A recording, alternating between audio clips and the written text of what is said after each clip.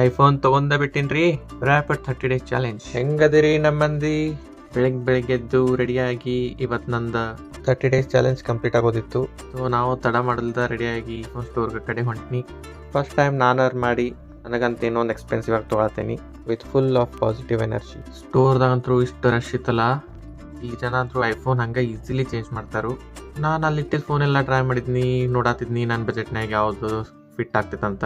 ಇಲ್ಲಿ iPhone 17 Pro Max 1199 pound ಇತ್ತು, nearly 1.5 lakh. ಯಾವ್ದು ತಗೊಳ್ಳೋದು ಅಂತ ಟ್ರೈ ಮಾಡಿ ಎಲ್ಲ 17 ಸೀರೀಸ್ದು ಫೀಚರ್ಸ್, ಕ್ಯಾಮ್ರಾ ಕ್ವಾಲಿಟಿ ಎಲ್ಲ ಚೆಕ್ ಮಾಡಿದ್ನಿ. ನಂಗೆ ಮುಂಚೆಯಿಂದನೂ ಐಫೋನ್ ಕ್ರೇಜ್ ಏನಿರಲಿಲ್ಲ. ಇದೆಲ್ಲ ಲಾಸ್ಟ್ 6 ತಿಂಗಳಿಂದ UK ಬರೋಕ್ಕಿಂತ ಮೊದಲ ಐಫೋನ್ ತೊಗೋಬೇಕಂತೇನೋ ತಲೆ ಹೋಗಿತ್ತು. ನನಗೆ ತೋರ ಲೇಟೆಸ್ಟ್ ಸೀರೀಸ್ನ ತೊಗೊಳೋದಿತ್ತು, ಅದು ನನಗೆ UK ಫುಲ್ಫಿಲ್ ಮಾಡ್ತು. ಅಂತೂ ನಾನು ಐಫೋನ್ 17 Pro Max ತೊಗೊಂಡು ಅದರ ಕಾಸ್ಮಿಕ್ ಆರೆಂಜ್ ಕಲರ್ನ ಬೇಕಿತ್ತು, ಅದ ತಗೋದ್ನಿ. ನಂಗೆ ಒಂದು ಗೊತ್ತಾಯ್ತು, ಮನಸ್ಲಿ ಏನಾರ ತಗೋಬೇಕು ಮಾಡಬೇಕು ಅಂತಂದ್ರೆ ಸ್ವಲ್ಪ ಟೈಮ್ ತಗೋದು, ಆದ್ರೆ ಹಾಗೆ ಆಗ್ತೈತಿ. ನಾನು ಅನ್ಕೊಂಡಿರ್ಲಿಲ್ಲ ನಾನು ಲೇಟೆಸ್ಟ್ ಸೀರೀಸ್ ಇಲ್ಲಿ ಲಂಡನ್ದಾಗ ಬಂದು ತಗೋತೇನಂತ.